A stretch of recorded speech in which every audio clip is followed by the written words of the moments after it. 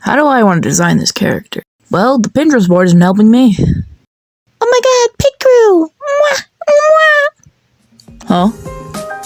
Huh? So Gacha Life. They made a sequel. Now, Gacha has had a bad rap throughout the years, even having an entire subreddit dedicated to laughing at it.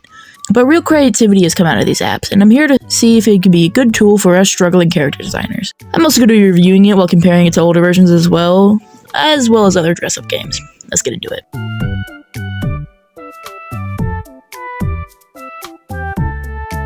I'm a veteran when it comes to Gacha. I was a Gacha kid, and my first game that introduced me to the franchise was Gacha Studio on my crusty-ass Fire tablet.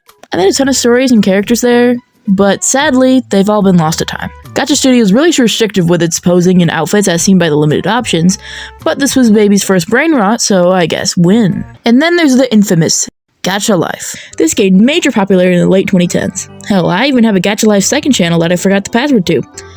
Don't try and find it, you will cringe so much. The Gacha community had a chokehold on YouTube during this era. Thousands of channels and even full-on fucking shows? I don't blame it though. Making stories is fun. And in 2020, we got Gacha Club, which was basically some quality of life updates and adjusting. This was game-changing by adding more customization in-app other than outside programs. Now, by this time, I was rehabbing from the hell that is being a Gacha tuber, and I was moving on to content I actually enjoyed making. But now we have a new game. When I saw the announcement, I felt different. I only used Gacha for the past few years to help me with designing, nothing else. Then I saw the features. I had to check it out, so I downloaded it. So, is it an improvement? 100% yes. Is it better than Picrew? Debatable. Picrew has the freedom of having independent artists being able to upload their very own dress-up game. I think this is a very cool concept and it really creates a feeling of community and freedom. But there's a catch. Not every Picrew is going to fit your characters perfectly or even remotely look like them. Having literally anyone be able to upload anything is a double-edged sword. On one hand, you could have extremely detailed and customization options and all this good shit. And on the other hand, there's Germa. Gacha Life 2 is a lot more focused in this way, but the freedom is lost. Sure, I would say that Gacha Life 2 offers the ability to customize everything with a lot of options, but it loses that scuffed feeling you get from playing a dress-up game. But that's just my opinion. It's definitely not bad, but it feels a bit soulless. I can't explain it that well, but I feel like it's lost in what makes Gacha Gacha. Finding workarounds to what you want to design is part of what makes Gacha fun, in my opinion. And along with this, helping people in our communities with tutorials, I feel like that's lost today. Yes, it could be the fact that all the Gacha kids grew up, but Gacha Life 2 does not feel like an entry-level game at all. It doesn't have the same factor of any snot-nosed kid being able to pick it up and make what they think is cool. But that's just my old man's opinion. I'm not Gen Alpha, and we might have a new Gacha era, which I'm excited for, and also very, very afraid of. So if it's not beginner-friendly, then who's it for? Artists. Character designers specifically. With the extra freedom, you can create a lot more variation in your design due to the adjustment feature where you can adjust the torso and everything else. But it's not exactly accurate and it definitely does not look good. So, how about I show you an example of using all the features that I've talked about thus far. I'll make a character in Gacha and show it how it could be applied. I've been struggling to nail down a design for this guy for months, and I needed an out. So, I got started. In first hurdle, I wanted him to have tight curly hair, last none in the hair section.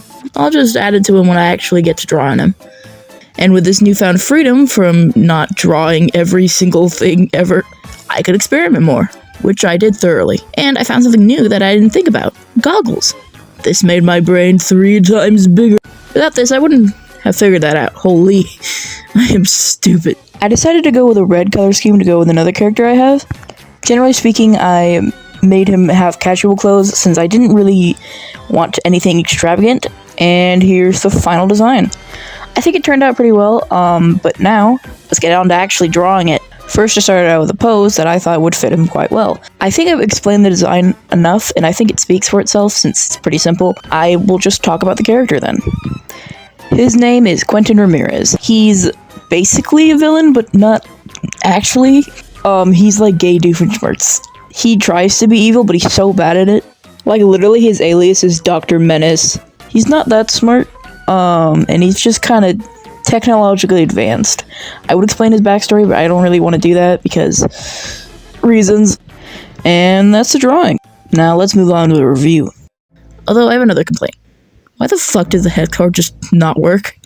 In Gacha Club, you can do this exact thing. Except correction. Dumbass, it doesn't work in Gacha Club either. Also, it is the same for the translations as well, which has also been a problem. But seriously, why doesn't this work? If this is supposed to be an improved version of Gacha Club, I would say, hey, maybe fix that. I don't know, it's just fucking annoying. Luname, get on this. Get on this shit. Nah. It's like, they're not gonna watch this video. I think it'd be so much easier than moving these goddamn sliders, but I hope they fix this in a future update, but I don't know. Another thing I want to complain about is the shit translation application. It's fine when on your home screen, but as soon as you actually use it, it's gone. I just think the translation wasn't really executed properly. Now, let's address another thing. Gacha Heat. Now, if you don't know what Gacha Heat is, skip to this part in the video if you want to skip the explanation, because God, you do not need to know this. Alright, everyone gone? Cool. So, Gacha Heat is basically corn, but with gacha characters. And yeah, it's usually made by children. It's a serious problem in the gacha community, and I seriously hate it with a burning passion. Gacha Life and Club have precautions to prevent it from you not being able to make clothes as the same color as the skin. Well, but Gacha Life 2 has no precautions. Fuck. I hope they fix this immediately because Gacha Heat is nothing to scoff at. Another thing I want to review is the gacha system. For a game that is called Gacha Life, it has a pretty shit gacha system. The game just kind of gives you gems for watching ads, which it constantly has.